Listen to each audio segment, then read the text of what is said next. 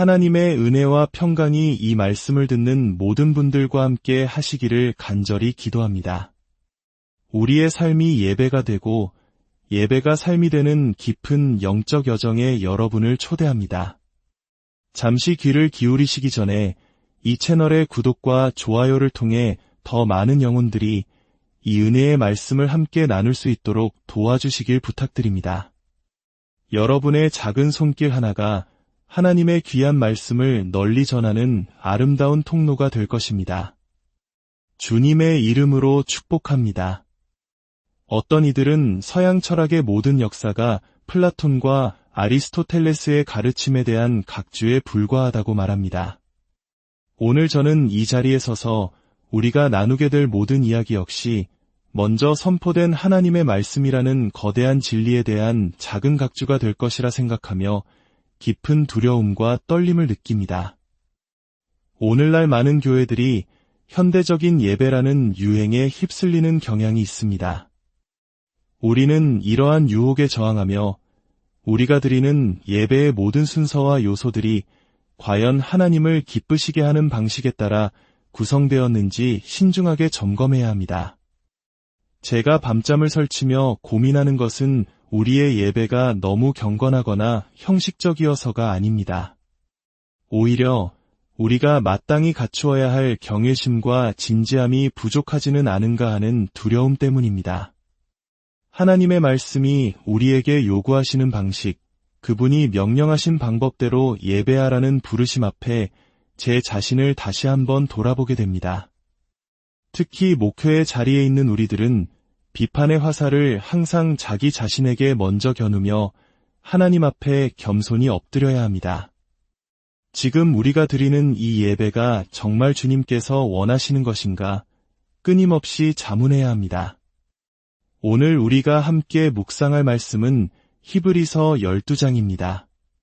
어떤 분이 이미 이 본문을 심도 있게 다루셨지만 살아있는 하나님의 말씀은 몇 번을 반복해서 들어도 새로운 은혜와 깨달음을 주기에 다른 관점에서 다시 한번 이 말씀을 깊이 들여다보고자 합니다. 히브리서 12장 18절부터의 말씀입니다. 너희가 이른 곳은 만질 수 있고 불이 붙는 산과 침침함과 흑암과 폭풍과 나팔 소리와 말하는 소리가 있는 곳이 아니니라. 그 소리를 듣는 자들은 더 말씀하지 아니하시기를 구하였으니 이는 짐승이라도 그 산에 들어가면 돌로 침을 당하리라 하신 명령을 그들이 견디지 못함이라. 그 보이는 바가 이렇듯 무섭기로 모세도 이르되 내가 심히 두렵고 떨린다 하였느니라. 잠시 여기서 멈추어 보겠습니다. 히브리서 저자는 먼저 신약시대의 예배가 무엇이 아닌지를 설명합니다. 우리는 더 이상 구약시대 이스라엘 백성들이 섰던 그 무시무시한 시내산 앞에 서는 것이 아닙니다. 우리는 보통 출애굽기 20장에 나오는 십계명은 잘 알고 있습니다. 하지만 그 십계명이 주어지기 직전의 상황, 즉 출애굽기 19장의 배경을 자세히 들여다보는 경우는 드뭅니다. 그곳에서 하나님께서는 친히 거룩한 산에 강림하셨고 옛 언약의 중재자인 모세를 구름 속으로 부르셔서 얼굴과 얼굴을 마주하여 말씀하셨습니다. 그러나 이 일이 있기 전 하나님은 모세에게 명령하셨습니다. 산깃을 주위에 경계선을 정하고 백성들이 그 선을 넘지 못하게 하라고 말입니다. 누구든지 그 선을 넘어 산에 닿으면 즉시 처형당해야 했습니다. 심지어 그들의 가축 한 마리가 산으로 잘못 들어가도 화살에 맞아 죽거나 돌에 맞아 죽어야 했습니다. 백성들은 산기슭에 가까이 오는 것조차 허락되지 않았습니다. 그 전에 먼저 사흘 동안 철저한 정결 예식을 거쳐야만 했습니다. 그들은 산 앞에 서기 위해 자신들의 옷을 빨아야 했습니다. 여기서 우리는 질문하게 됩니다. 하나님께서는 우리가 당신 앞에 나아갈 때 어떤 옷을 입는지, 어떤 태도를 보이는지에 관심을 가지실까요? 만약 우리가 오늘날 흔히 볼 수 있는 슬리퍼에 반바지 차림으로 그 시내산 앞에 섰다면 우리는 그 자리에서 즉사했을 것입니다. 하나님과 그분의 백성 사이의 만남은 결코 가볍거나 아무렇게나 치를 수 있는 행사가 아니었습니다. 그것은 기사도적인 순간이나 격식 없는 만남과는 거리가 멀었습니다. 이처럼 철저한 정결과 준비 끝에 하나님께서는 불과 번개, 그리고 짙은 구름과 함께 강림하셨습니다. 히브리서 저자가 묘사하듯 그 산은 불에 탔고 흑암과 어둠, 그리고 폭풍으로 가득했습니다. 하지만 히브리서는 분명히 말합니다. 우리가 예배하러 가는 곳은 바로 그런 곳이 아니라고 말입니다. 우리는 더 이상 폭풍과 흑암, 어둠 속에서 하나님을 만나는 것이 아닙니다. 그렇다면 우리가 던져야 할 첫 번째 질문은 이것입니다. 우리가 드리는 공동체 예배의 장소는 과연 어디인가? 이 질문에 대해 성경은 이렇게 답합니다.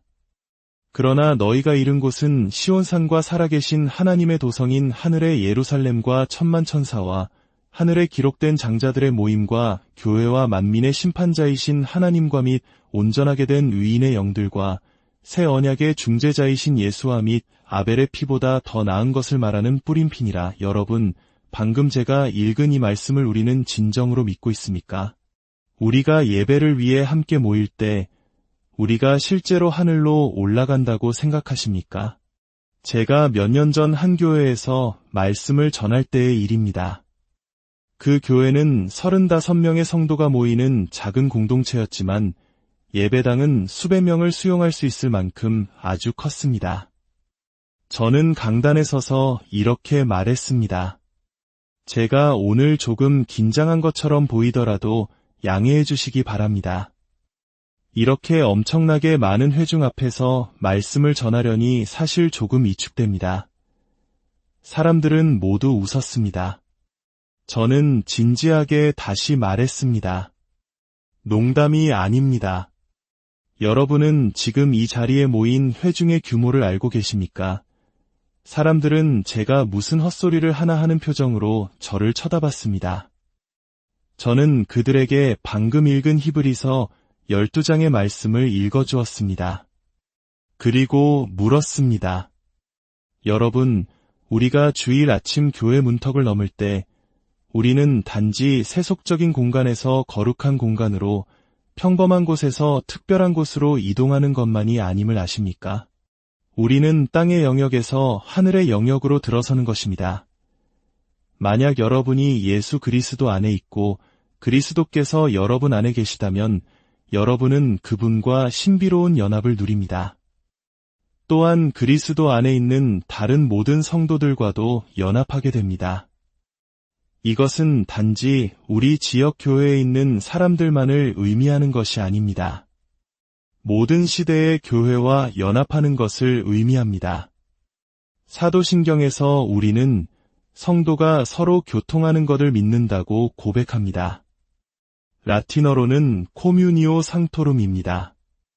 이 말은 거룩한 자들의 교제 또는 성도들의 연합을 의미합니다. 초기 교회가 교회의 특징을 고백할 때 교회는 하나이며 거룩하고 보편적이며 사도적이라고 말했습니다. 그중 하나됨은 바로 이 연합을 가리킵니다. 공동체 예배 안에서 한 명의 그리스도인은 그 자리에 있는 모든 다른 그리스도인과 연합하며 시대를 초월하여 모든 성도들과 하나가 됩니다. 물론 전도 집회나 특별 부흥회도 매우 중요합니다. 하지만 주일에 드리는 공동체 예배는 본질적으로 하나님 앞에 선 성도들을 위한 시간입니다. 성도들의 교제를 위해 설계된 시간이라는 말입니다. 그렇다면 이 예배의 장소는 땅이 아니라 하늘이며 이 예배의 참여자들은 누구일까요? 히브리서 저자는 말합니다. 우리는 살아계신 하나님의 도성, 하늘의 예루살렘, 그리고 셀 수 없이 많은 천만 천사들에게 이르렀다고 말입니다. 오늘 아침 예배에 참석한 이는 몇 명입니까? 아닙니다. 수억의 천사들이 우리와 함께하고 있습니다. 그 천사들은 무엇을 하고 있을까요? 그들은 하늘의 성가대와 함께 스랍들과 화답하며 노래하고 있습니다. 거룩하다, 거룩하다, 거룩하다. 만군의 주 하나님이여, 우리는 바로 그 성가대의 일원입니다. 때로 저는 제 교회의 성가대원이 더 많았으면 좋겠다고 생각합니다. 그러면 언젠가 하늘에서 이런 음성이 들릴지도 모릅니다. 내가 너희를 위해 마련해준 이 거대한 천사 성가대로는 부족하냐? 우리는 천사들의 무리와 함께 있습니다. 물론 지금 당장은 그들을 볼 수 없습니다. 구약시대의 백성들은 연기와 번개, 그리고 진동하는 산을 볼 수 있었지만 우리는 지금 당장은 보이지 않는 하늘의 지성소로 들어갑니다. 우리는 천사들의 노랫소리를 귀로 들을 수 없습니다. 하지만 그들은 분명히 거기에 있으며 이 예배의 참여자입니다. 또한 우리는 장자들의 총회와 교회에 이릅니다. 모든 피조물의 맏아들이시며 죽은 자들 가운데서 먼저 나신 분이 누구십니까? 바로 예수 그리스도이십니다. 그분은 자신을 위해 한 백성을 모으셨고 그들이 바로 그분의 백성입니다. 당신은 어느 교회에 속해 있습니까? 저는 장자들의 교회에 속해 있습니다. 그리고 매주 주일 장자들의 회중과 함께 예배드립니다. 그리고 우리는 만민의 심판자이신 하나님 앞에 섭니다. 제가 목사가 되기 전 여러 교회를 다니며 예배에 참석할 때가 많았습니다. 종종 제가 앉아있는 회중석 앞에서 설교하는 목회자가 저의 옛 제자인 경우가 있었습니다. 그들은 저를 보면 얼굴이 굳어지곤 했습니다. 예배 전에 제게 다가와 떨리는 손으로 인사하며 말했습니다. 교수님께서 오실 줄은 몰랐습니다. 더 잘 준비했어야 했는데 그들은 제가 회중석에 있다는 사실만으로도 매우 위축되었습니다. 저는 그들에게 물었습니다. 제가 여기 있는 것이 그렇게 신경 쓰이나요? 그들은 그렇다고 답했습니다. 저는 말했습니다. 당신은 매주 일요일 아침 전능하신 하나님 앞에서 설교해야 하는 사람입니다. 그런데 왜 저 때문에 신경을 씁니까? 히브리서 저자는 말합니다. 우리는 하늘 도성, 하늘 성소로 들어간다고. 그곳에는 장자들이 있고 셀 수 없는 천사들이 있고 하나님 자신이 그곳에 임재해 계십니다. 또 누가 있습니까? 온전하게 된 의인의 영들이 있습니다. 오늘날 예배에 대한 논쟁에서 제가 자주 듣는 말이 있습니다. 우리는 X세대를 잡아야 합니다. 옛날 찬송가는 그들에게 먹히지 않아요. 그들은 그런 걸 좋아하지 않습니다. 저는 대답합니다. 그들은 그것을 제대로 알지 못할 뿐입니다. 여러분, 단 한 세대의 사람들만을 위해 예배를 디자인한다는 것을 상상할 수 있습니까? 교회의 위대한 찬송가와 예전의 가장 큰 장점 중 하나는 그것이 수세기를 뛰어넘고 계층을 초월하며 모든 연령대를 아우른다는 점입니다. 교회는 10대들만을 위해 만들어진 곳이 아닙니다. 교회는 모든 세대의 성도들을 위한 공동체입니다. 우리 교회에서는 매주 상투스를 부릅니다. 매주 부르다 보면 지겨울 법도 합니다. 솔직히 말해 이 노래는 매주 저를 죽입니다. 너무나 벅찬 감동으로 말입니다. 노래가 끝나도 저는 그 자리에 서서 몇 번이고 그 찬송을 반복해서 부를 수 있습니다. 그저 그 찬송에 제 영혼을 맡긴 채 하늘로 떠오르는 것 같습니다. 우리 교회에는 어린아이들이 예배 시간 내내 앉아있지는 않습니다. 하지만 상투스를 부를 시간이 되면 보육실 선생님들이 아이들을 데리고 예배당 옆문으로 들어옵니다.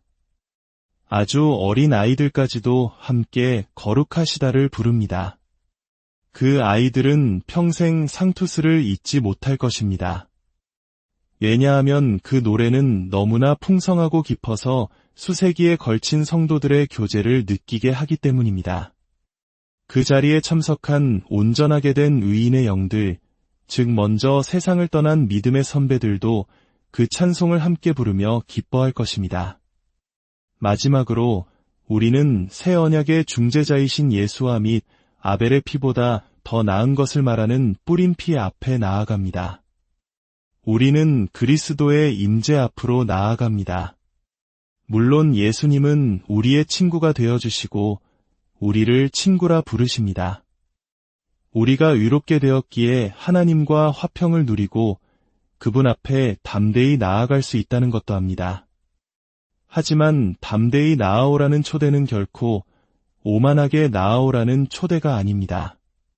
만약 지금 이 순간 주 예수 그리스도께서 저 문으로 걸어들어와 여러분 앞을 지나가신다면 이 방에 있는 그 누구도 다가가서 어이, 예수, 반가워, 친구 라고 말할 수 없을 것입니다.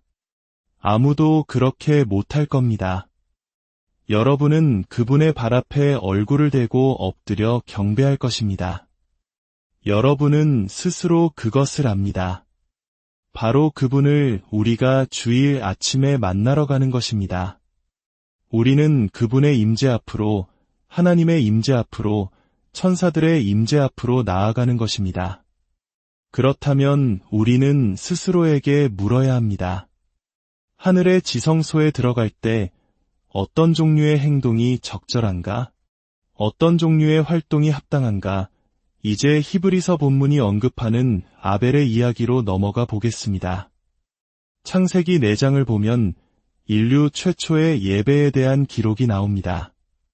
시간이 흐른 뒤 가인은 땅의 소산으로 제물을 삼아 여호와께 드렸고 아벨은 자기 양 떼의 첫 새끼와 그 기름으로 드렸습니다.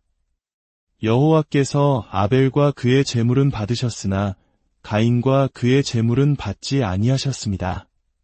바로 여기서 멈춰봅시다. 두 형제는 각자 다른 직업을 가졌습니다. 한 명은 농부였고 다른 한 명은 목자였습니다. 한 명은 가축을, 다른 한 명은 농산물을 바쳤습니다. 한 명의 제물은 하나님께서 존중하시고 받으시고 기뻐하셨습니다. 그러나 다른 형제의 제물은 하나님께서 존중하지 않으시고 거절하시고 기뻐하지 않으셨습니다. 하나님께서 아벨의 제물은 받으시고 가인의 제물은 거절하셨는지 묻기 전에 우리가 이 본문에서 배워야 할 첫 번째 교훈이 있습니다. 그것은 바로 하나님께서는 당신께 드려지는 모든 형태의 예배를 다 받으시는 것은 아니다라는 사실입니다. 이것은 매우 두려운 생각입니다. 만약 당신의 예배가 하나님께 받아들여지지 않는다면 어떡하시겠습니까? 만약 당신의 예배가 하나님을 불쾌하게 한다면, 나의 예배가 하나님을 슬프시게 한다면 어떡하시겠습니까? 이 질문에 대한 대답은 명확합니다. 만약 나의 예배가 그분을 기쁘시게 하지 못한다면 나는 나의 예배를 바꿔야 합니다. 그리고 어떤 종류의 예배가 그분을 기쁘시게 하는지 알아내야 합니다. 많은 사람들이 하나님께서 가인의 제물을 거절하신 이유에 대해 손쉬운 답을 내놓습니다. 아벨의 제물은 피의 제사였고 가인의 제물은 아니었기 때문이죠. 정말 그럴까요? 구약 성경 어디에도 하나님께서 받으시는 제사는 반드시 피가 있어야 한다는 원칙은 없습니다. 하나님께서는 이스라엘 백성들에게 곡식 제물인 소제를 직접 제정하셨고 그것을 매우 기쁘게 받으셨습니다. 문제의 핵심은 제단 위에 무엇이 놓였는지가 아닙니다. 히브리서 11장은 이렇게 증언합니다. 믿음으로 아벨은 가인보다 더 나은 제사를 하나님께 드림으로 의로운 자라 하시는 증거를 얻었으니 핵심은 피가 아니라 믿음이었습니다. 아벨의 제사는 믿음으로 드려진 찬양의 제사였고 가인의 것은 그렇지 않았습니다. 우리는 영과 진리로 하나님을 예배해야 합니다. 가인의 제사에는 영적인 부분에 분명 문제가 있었습니다. 그의 마음이 하나님을 향한 충성되고 신실한 반응이 아니었던 것입니다. 가인의 행위는 하나님 중심이 아니라 자기 자신, 즉 가인 중심이었습니다. 영으로 하나님을 예배한다는 것은 우리 영혼의 가장 깊은 곳에서 우리의 마음에서 우러나오는 예배를 드리는 것을 의미합니다. 육신이나 거칠에 혹은 단순히 형식만 반복하는 것이 아닙니다. 물론 이미 언급되었듯이 전통적인 예배도 만약 영으로 드리지 않는다면 다른 형태의 예배만큼이나 하나님께 가증스러울 수 있습니다. 이스라엘 백성들은 정해진 형식을 따랐고 예전을 거행했습니다. 그러나 예레미야 선지자는 그들을 향해 외쳤습니다. 너희가 성전에 와서 옳은 일을 하고 옳은 노래를 부르고 옳은 예전을 따르면서 이것이 여호와의 성전이라 여호와의 성전이라 여호와의 성전이라 하고 외치는구나. 그러나 너희 마음이 떠나 있으니 너희는 거짓말을 신뢰하는도다. 그렇다면 반대로 진리는 조금 부족하지만 아주 열정적인 예배는 어떨까요? 성경 전체에서 이스라엘 백성이 하나님께 드렸던 가장 열정적인 예배, 가장 많은 사람이 모였던 예배, 가장 큰 열기로 노래했던 예배, 이스라엘 최초의 진정한 메가처치가 탄생했던 순간은 언제였을까요? 바로 모세가 산 위에 올라가 있을 때 백성들이 금송아지 주위에서 춤추며 예배하던 때였습니다. 그들은 열정이 있었고 수많은 사람이 모였고 흥분이 넘쳤습니다. 그러나 그곳에는 진리가 없었습니다. 그것은 거짓 예배였고 결국 그들은 자신들이 만든 우상 때문에 죽음을 맞이했습니다. 이것이 바로 우리가 드리는 예배가 그토록 중요한 문제인지를 보여줍니다. 우리는 하나님 앞에서, 천사들 앞에서, 우리 주 예수 그리스도 앞에서 우리가 하는 모든 일이 영과 진리에 따른 것인지 신중하게 살펴야 합니다. 오늘날 우리는 예배 전쟁이라는 말을 듣습니다. 그러나 저는 그 전쟁이 이미 끝났다고 생각하는 이들이 많다는 것을 압니다. 교회는 이미 구도자 중심 예배라는 새로운 모델에 완전히 정복당했고 그것이 시대의 흐름이 되었기 때문입니다.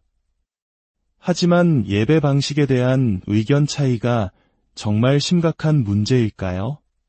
성경에서 우리가 발견하는 최초의 살인사건, 형제가 형제를 죽인 그 끔찍한 사건이 바로 예배 때문에 일어났다는 것을 생각하면 이것은 결코 가벼운 문제가 아닙니다. 가인은 자기 형제의 예배는 하나님께 받아들여지고 자신의 예배는 그렇지 않다는 사실에 분노하여 동생을 죽였습니다. 사랑하는 성도 여러분, 이 사실을 볼 때 우리는 최대한의 정직과 성실함으로 스스로에게 물어야 합니다. 나의 예배는 아벨의 예배인가 아니면 가인의 예배인가? 이제 예배의 깊이, 그 본질에 대해 이야기해 봅시다. 그것은 영광이라는 단어로 요약될 수 있습니다. 종교개혁의 5대 강령 중 하나인 솔리데오 글로리아는 오직 하나님께만 영광을 의미합니다. 영광으로 번역된 히브리어 카보드의 어원은 무거움 또는 육중함을 의미합니다. 참 흥미롭지 않습니까? 하나님의 영광은 그분의 무게감을 묘사합니다. 물론 이것은 물리적인 무게를 말하는 것이 아닙니다. 이것은 하나님의 존엄성, 이엄, 거룩함의 무게를 의미합니다. 우리 문화에서도 비슷한 비유를 사용합니다. 어떤 사람의 말이 매우 깊고 심오할 때 우리는 그 사람 말에는 무게가 있다고 말합니다. 반대로 누군가가 우리를 피상적으로 대하거나 무시할 때 우리는 그 사람이 나를 가볍게 본다고 말합니다. 이것이 바로 우리 예배를 측정하는 또 다른 기준이 되어야 합니다. 우리의 예배는 가볍습니까? 아니면 무겁습니까? 우리가 예배하는 그분은 가벼운 분이십니까? 아니면 무게감 있는 분이십니까? 저는 현대 음악 자체에 반대하는 것이 아닙니다. 교회의 역사 속에서 우리가 소중히 여기는 모든 찬송가는 한때는 새로운 음악이었습니다. 문제는 낡은 음악과 새로운 음악의 차이가 아니라 좋은 음악과 나쁜 음악의 차이입니다. 실체와 깊이가 있는 음악과 순간적인 즐거움을 줄지는 모르지만 결국 공허함을 남기는 가볍고 경박한 음악의 차이입니다. 우리가 복음을 들고 아마존의 원시 부족에게 간다고 상상해 봅시다. 그들에게 하나님을 가르치고 함께 예배드릴 때 그들의 전통적인 노래로 찬양하는 것이 잘못된 일일까요? 전혀 그렇지 않습니다. 하지만 그들이 수년간 하나님의 말씀을 배우고 신앙이 성숙해진 후에도 여전히 어린아이 수준의 노래에만 머물러 있다면 그것은 문제가 됩니다. 우리는 언제까지나 젖만 먹는 어린아이의 단계에 머물러서는 안 됩니다. 신학교 시절 설교학 교수님께서 이런 말씀을 하셨습니다. 만약 대학 교육을 받은 회중이 있는 교회에서 설교하게 되거든 절대로 중학교 2학년 수준 이상으로 설교하지 마십시오. 그렇지 않으면 회중을 잃게 될 겁니다. 저는 속으로 생각했습니다. 그것은 결코 받아들일 수 없는 일이라고 말입니다. 우리는 하나님의 백성들이 그분의 진리 안에서 성장하도록 도와야 할 책임이 있습니다. 우리는 그들을 계속해서 갓난아기로 머물게 해서는 안 됩니다. 위대한 교부 아우구스티누스는 예배의 경험에 대해 말하면서 그라비타스라는 단어를 사용했습니다. 이 단어는 진지함, 장중함, 위엄을 의미하며 앞서 말한 카보드의 무게감이라는 개념과 일맥상통합니다. 우리의 예배에는 이러한 그라비타스가 있어야 합니다. 물론 이것은 예배가 딱딱하거나 엄격해야 한다는 의미가 아닙니다. 우리가 시무룩한 표정으로 하나님 앞에 나아가야만 그분을 기쁘시게 할 수 있다는 뜻이 아닙니다. 이것은 존경과 경배의 자세로 나아가는 것을 의미합니다.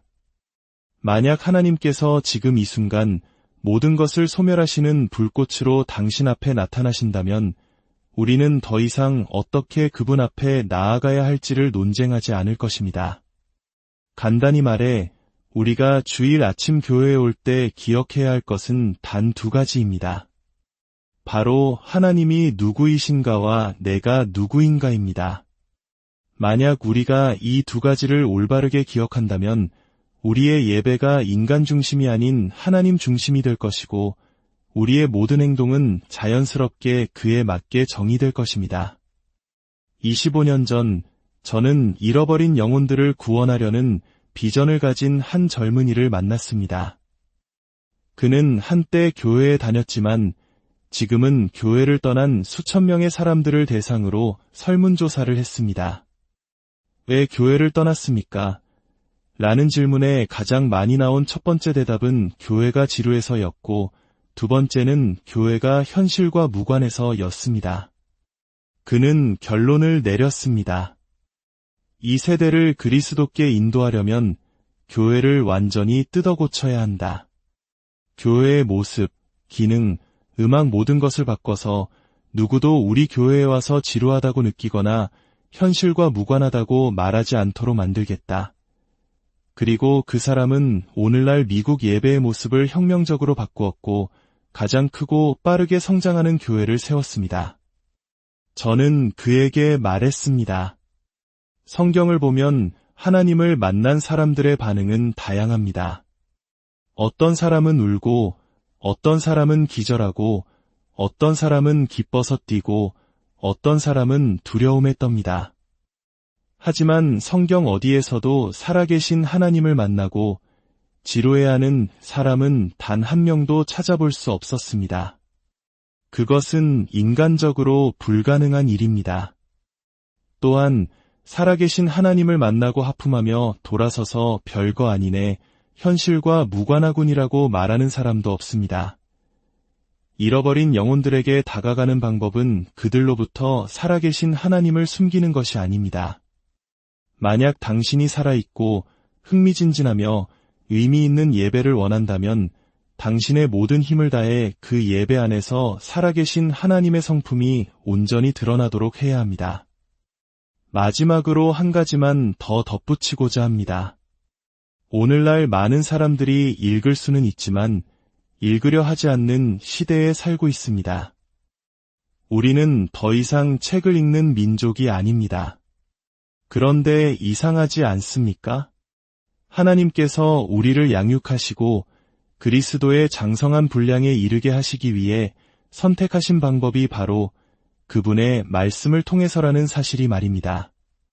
우리는 말씀의 백성으로 부름받았습니다.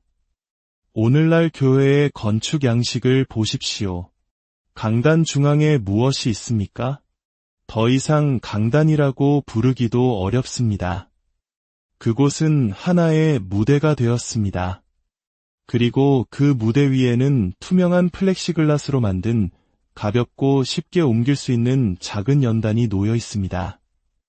물론 그 연단 뒤에서 훌륭한 말씀이 선포될 수도 있습니다. 그러나 건축 양식의 이러한 변화는 교회가 무엇을 중요하게 여기는지에 대한 변화를 상징적으로 보여줍니다. 저는 묻고 싶습니다. 강단이 성소에서 사라질 때 강단에서 선포되던 하나님의 말씀과 설교가 멀리 뒤처져 있을 수 있겠습니까? 그리스도인 여러분, 생각하십시오. 지금 일어나고 있는 일들을 생각하십시오. 스스로에게 물으십시오. 이것이 진보입니까? 아니면 후퇴입니까? 우리가 관심을 가져야 할 것은 우리의 편안함이 아니라 살아계신 하나님의 영광이기 때문입니다. 함께 기도하겠습니다. 아버지 하나님, 저희는 저희가 하는 일이 항상 주님을 기쁘시게 하는지 알지 못합니다. 주님의 말씀을 탐구하여 그것을 기준으로 삼기보다 우리의 경험과 유행을 따를 때가 많습니다. 오 하나님, 저희를 지켜주시옵소서. 거룩한 제단 위에서 낯선 불을 드리는 죄로부터 저희를 보호하여 주시옵소서. 주님의 그 무한한 무게감과 영광을 저희의 가벼움으로 하찮게 만들지 않도록 지켜주시옵소서. 이 모든 기도 우리 주 예수 그리스도의 이름으로 기도합니다. 아멘. 주 예수 그리스도의 은혜와 하나님의 무한하신 사랑과 성령의 교통하심이 이 말씀을 듣는 모든